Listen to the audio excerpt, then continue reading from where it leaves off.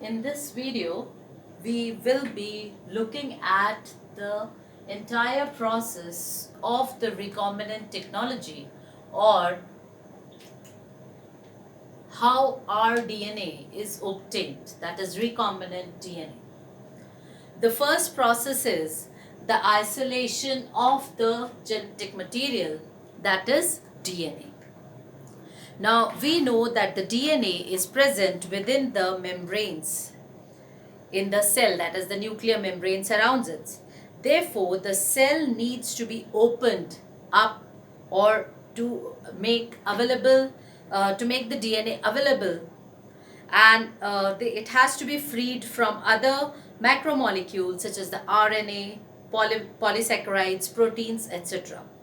Now, it is done by treating the plant or the animal tissues or the bacterial cells with enzymes like lysozyme for the bacteria.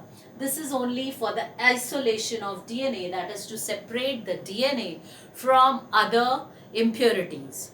So we are using lysozyme for bacteria. They destroy the proteinaceous or protective cell wall of the bacteria. We use cellulose in case of plants to decompose and dilute the cellulose and other polysaccharides. Chitinase is used for fungus because this hydrolytic enzyme breaks the glycosidic bonds of chitin and thus breaking the fungal cell wall. And the DNA molecule, when it is exposed, it has histones and RNA. Histones we have already studied, they are an important part of packaging up of DNA. So the RNA is removed with the help of the enzyme ribonuclease, while the proteins are removed by the enzyme proteases. So various enzymatic treatments are given prior the treatment, or prior the actual process begins, so as to isolate the DNA from the other components. Now the purified DNA can then be precipitated with the help of chilled ethanol in the ratio of 2:1, and the DNA is obtained as fine threads in the form of suspension. Now obtaining the DNA in the form of threads, that is in technical term we call it as spool. So the DNA is obtained in the form of spool, and this can be removed by the glass rod, that is known as DNA spooling. This is the last step of the DNA extraction. Now the DNA is ready for the further treatment. The second is the fragmentation of DNA using the restriction endonuclease. Now, what is happening over here?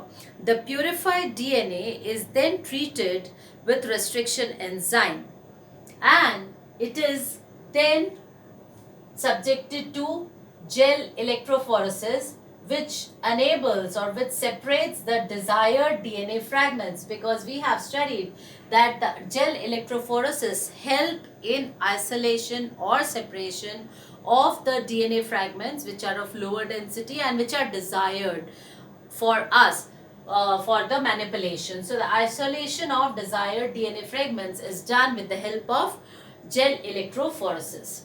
The fourth step is the amplification of the DNA fragment by PCR. It is a very important step. So it is polymerase chain reaction, where the desired fragment is amplified, and it is that is the making up of multiple copies of that particular gene. The fifth is the ligation of the DNA fragments into the vector. This is again an important step where the DNA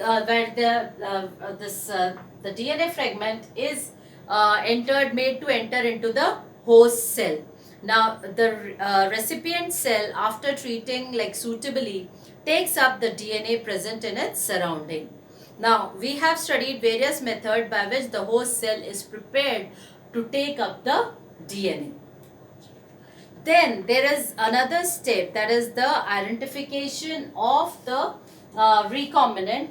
That is, we have to identify the recombinants from the non-recombinants, and that is done by the insertional activation or insertional inactivation of certain enzymes, or by using the colored substrate. That is another technique to identify the recombinants. Then, to obtain the foreign gene product, and after obtaining the foreign gene product, that is after the rDNA is transferred into the host cell, it starts multiplying and expresses itself under suitable conditions. Now, the proteins which are produced by the rDNA in the heterologous host is called a recombinant protein.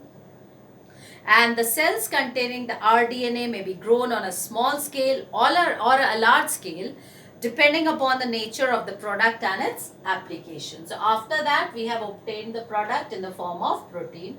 And last step is the extraction and the purification of the desired product. That is, we call it as a downstream processing, and its further utilization of the products. So these entire steps form the process of the recombinant technology.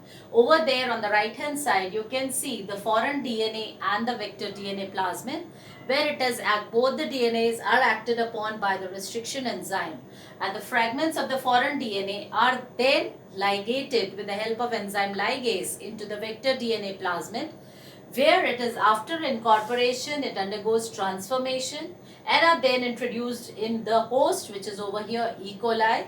The cells multiply, and the product is in the form of protein is obtained, which is then allowed to undergo the process of extraction and the purification to obtain the desired products.